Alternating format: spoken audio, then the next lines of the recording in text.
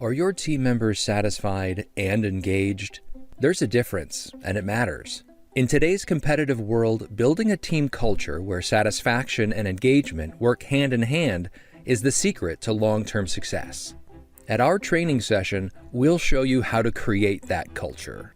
Inspired by Jason Kay's groundbreaking leadership framework, this one-day training gives you practical tools to increase employee satisfaction and drive deeper engagement. It's time to rethink your team culture and get results.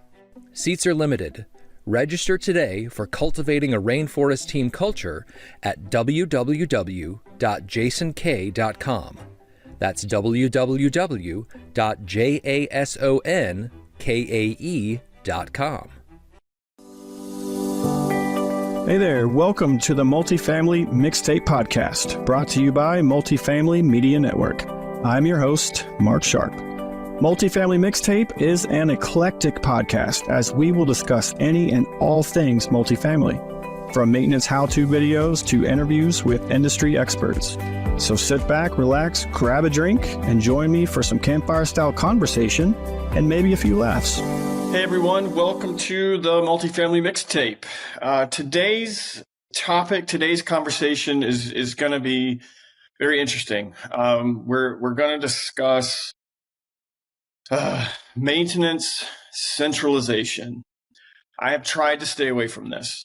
There are a lot of people out there talking about it. There are a lot of buzzwords, maintenance centralization, and I've tried to stay away from it because I'm not a fan. I'm not a fan of it for several reasons, some of which we'll get into today. Some I will keep to myself until I'm long gone from this world.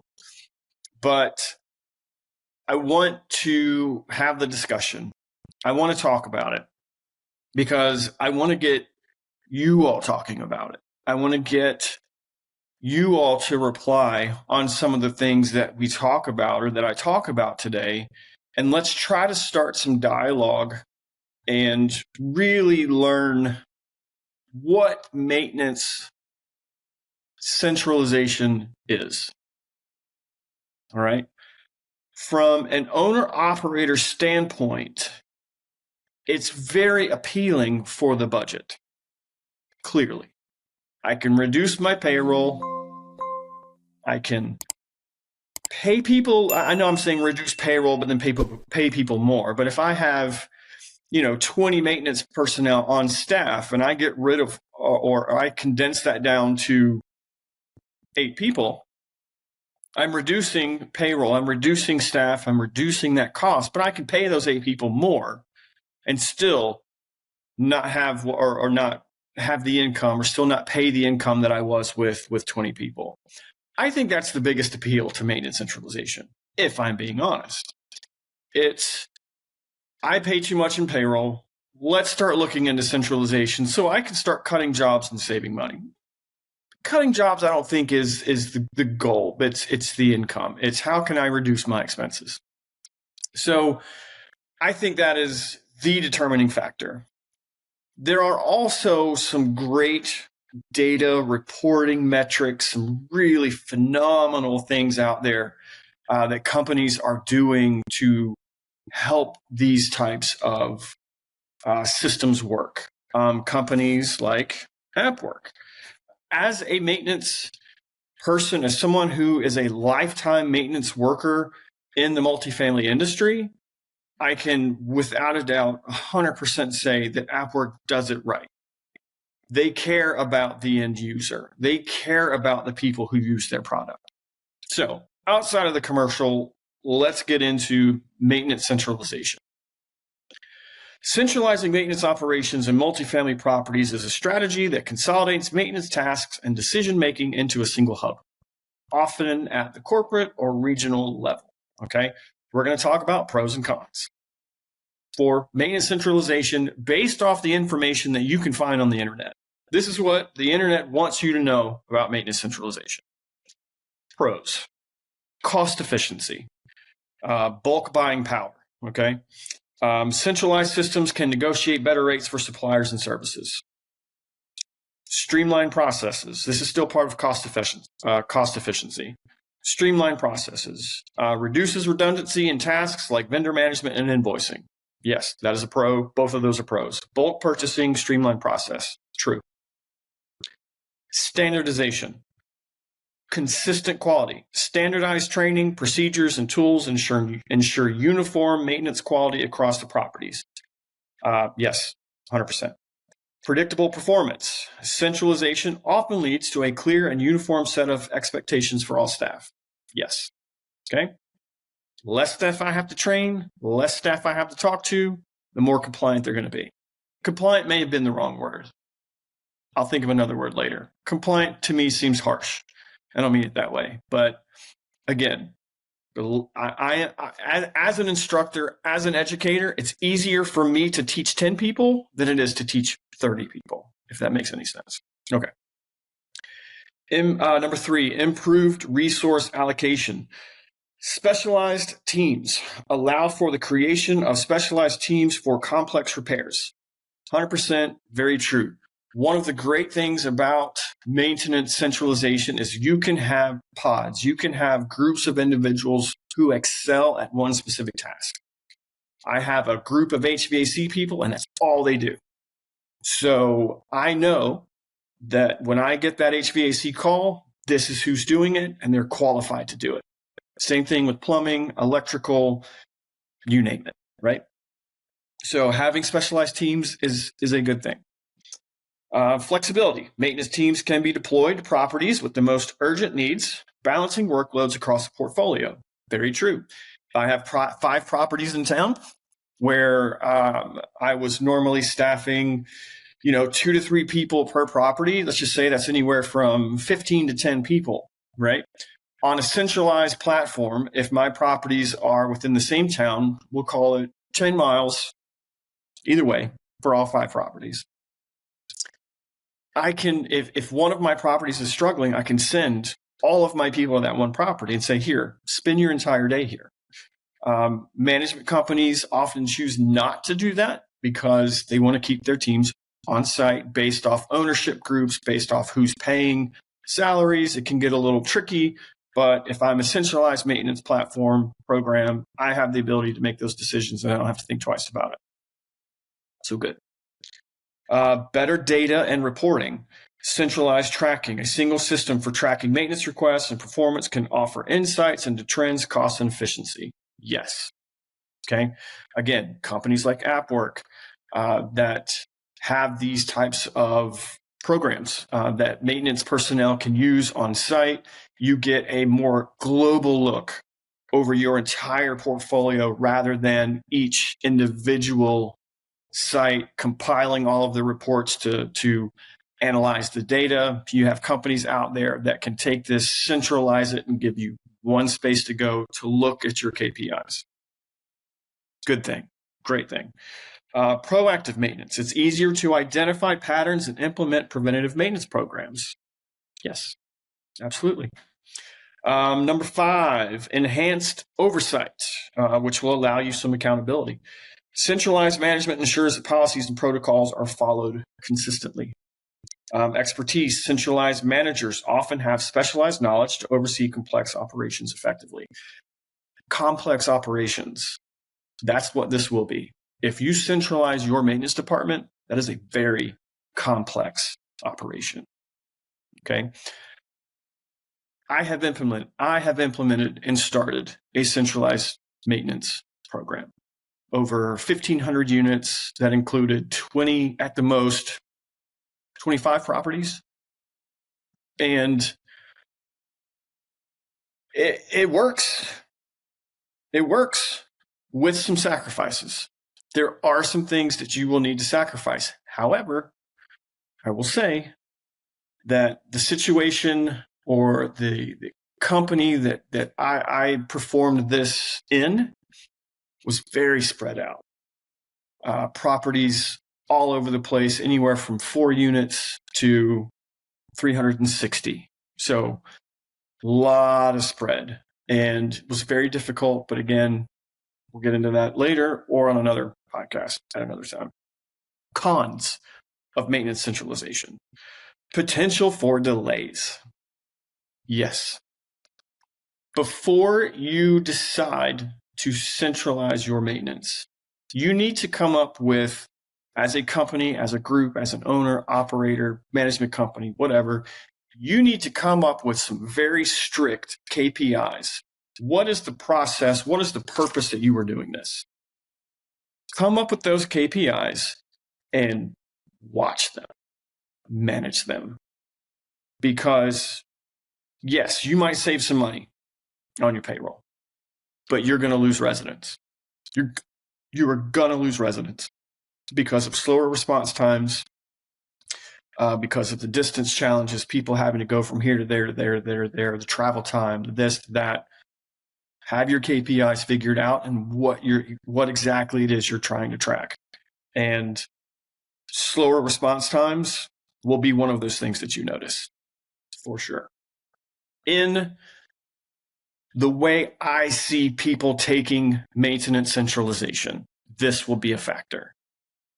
I'm going to offer you an opinion here in a little while that may help with that, okay?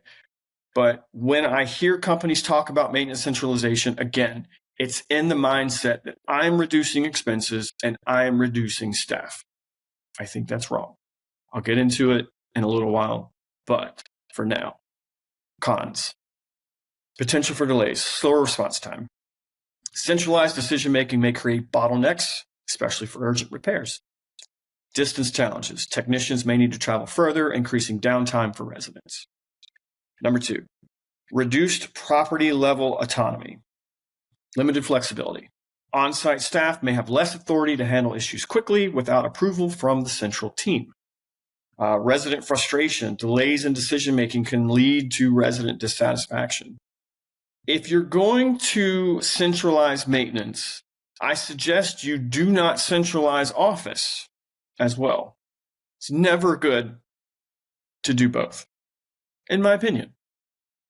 Years from now, there may be a reason, there may be a way somebody much smarter than me, and yes, there are people much smarter than me, can come up with a way to do this. I do not recommend doing them both. Not at the same time. Do one or the other, not both. Number 3, implementation challenges. The cost of the transition. Centralizing operations requires investments in technology, training, and restructuring. Resistance to change. On-site staff may feel disempowered, leading to morale issues. Number 4, the one-size-fits-all approach. Probably, yes. Sorry. Your diverse property needs. Properties in different locations or varying sizes may require a tailored approach, which centralization can overlook. Unique resident expectations. A standardized approach may not address specific resident demands effectively. And then the dependency on technology, system failures. Centralized systems rely heavily on technology, and failures can disrupt operations across all properties. Training requirements. Staff at all levels need to be trained on centralized systems, which can be time-consuming. Centralization of maintenance in multifamily properties can lead to significant efficiencies and standardization, but comes with trade-offs in flexibility and responsiveness. It works best when supported by robust systems, clear communication channels, and a balance between centralized control and property-level autonomy. If you are going to centralize, you really, again, I mentioned before that you need to have very clear KPIs. What is it you are trying to track? Do you want to track response time? Do you want to track first time fix rates? Do you want to track work order completion dates? Do you want to track resident status satisfaction scores? What is it you need to track? What is it you want to track? Why are you doing this? Be very clear about your KPIs and then watch them. And do not hesitate to make a change immediately. Okay? Don't give it a month, 2 months, 3 months to see how it works out, because that 1 month, 2 months, 3 months can do a lot of damage to your property and to your residents and to your staff. Okay? Change immediately, be flexible immediately. If you have something, if you have a KPI, if you have something you're looking at, you're monitoring, and it's not going the way you want, change it. Okay? Be very clear about what you're trying to do. On the one-size-fits-all approach, I saw something the other day, and it was an advertisement for an upcoming series on maintenance centralization and how centralization compared to single-family rentals. You might need to think of maintenance centralization in the single-family space rather than the multifamily space in order to create this. The centralization, the maintenance program that I built was based off of that single-family rental space, okay? And I will tell you, we made a lot of mistakes. I made a ton of mistakes. Because, well, I would say, I don't want to blame it on anything. I made the mistakes. I own it. And it is what it is. I will say that there aren't many multifamily centralization programs to mirror. There are not a lot out there to base what you're trying to create off of. You're creating something brand new. Okay? There may be companies out there that are doing this that just aren't necessarily well known. And so you can't track them. You can't call them. You can't ask them. You can't talk to them. But when you think about a single family home portfolio, you've got management company over here. They have 100 single family homes that they manage. Of course, they're going to centralize their maintenance. They can't staff 100 people sitting at a rental home waiting for someone to call. You can't do that. So of course, you're going to centralize your maintenance. Okay. In multifamily, though, there is a huge, huge difference between single family and multifamily. First off, single family property types and layouts. Single family rentals, standalone properties are what it is. The definition is a standalone property designed for one household, typically including a single dwelling unit, private yard, sometimes a garage. Okay, so property type and layout.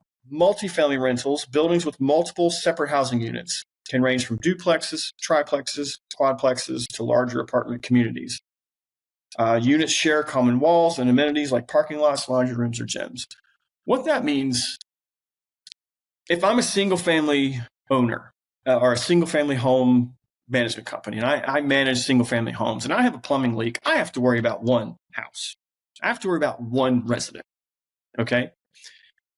If I'm in multifamily and I have a leak, it's rarely one resident that you need to worry about. It's rarely one apartment or one home that you need to do repairs in. Again, if I have an apartment building, a traditional apartment building where I am in the country is a building of 24 homes. I have 12 on breezeway A, 12 on breezeway B. If I have a leak on the bottom floor somewhere, if I don't catch it in time, whatever, that's 2 units that could be damaged. That's 2 families that I need to think about. If that leak happens on the top floor, depending on which side of the building, that's 6 units. That's 6 families. Okay? So to think about maintenance centralization from a single family part, you have to think about your property type and your layout. So when doing this, prepare your staff. Think about the number of people you want to have in this on your maintenance side, okay? Yes, you can save some income. Yes, you can cut jobs. Yes, you can pay people more. But by doing that, your residents will suffer. They will suffer. So in some instances, you don't need to cut staff. And in fact, I'm of the opinion that if you want maintenance centralization to work and to work well for your residents and to keep them happy and to be there proactive when they call and to fix things in a timely manner, you almost need to have more staff than you would had you staffed those properties individually, my opinion. I've seen it work, and that's what I'll say. You need to have more than less. Another difference between single family and multifamily is your investment costs and your scales. Single family generally require lower initial investment for purchase, suitable for small scale investors. Multifamily, higher upfront costs, more efficient for scaling, higher upfront costs, more efficient for scaling multiple units in one transaction, attractive to institutional investors looking for portfolio diversification.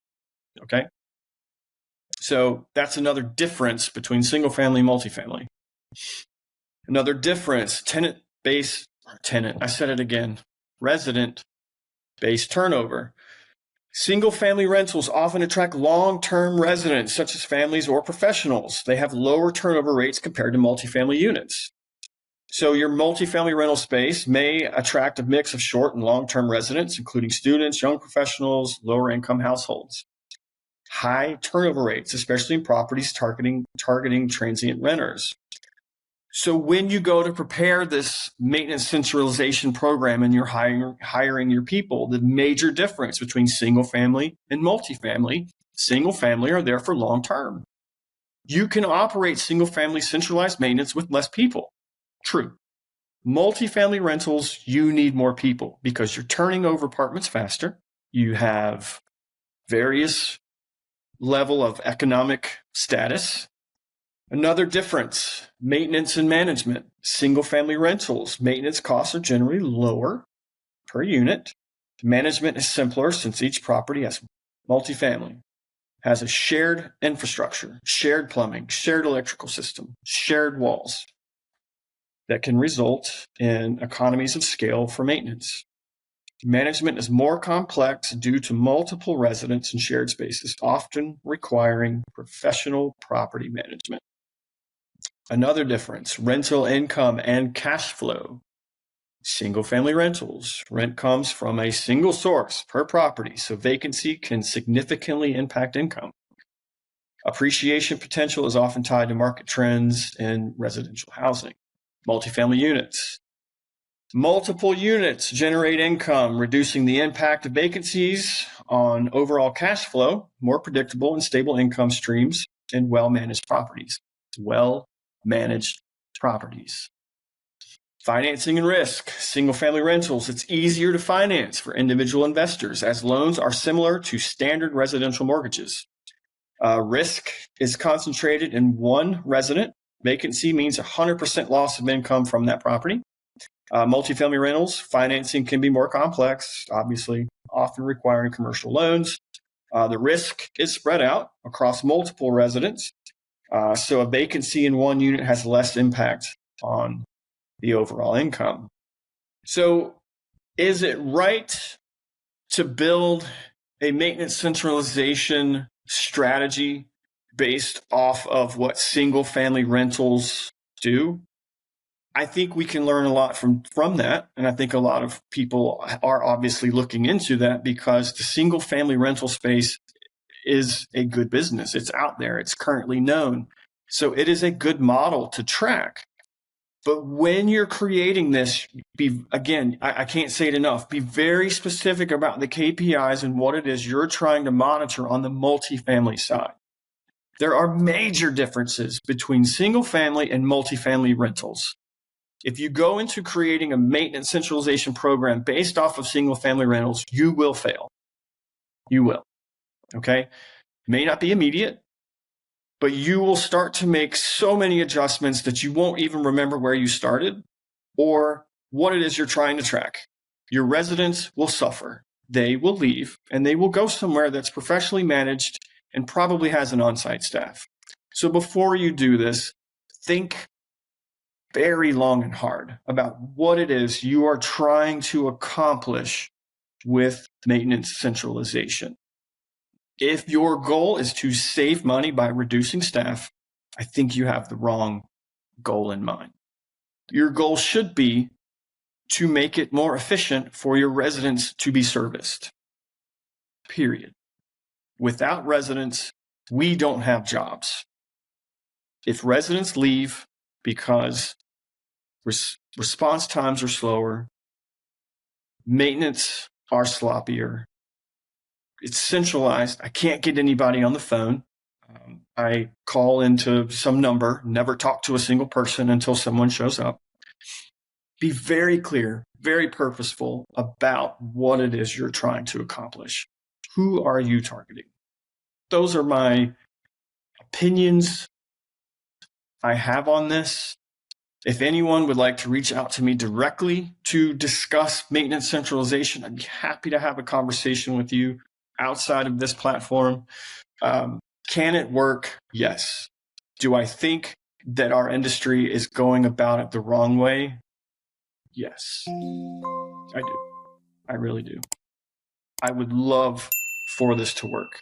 I think it can be a great thing.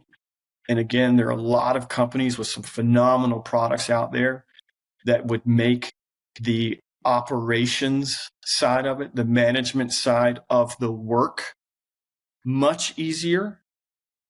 But all of those programs, all of those data sources need the people behind it in order to make the program work.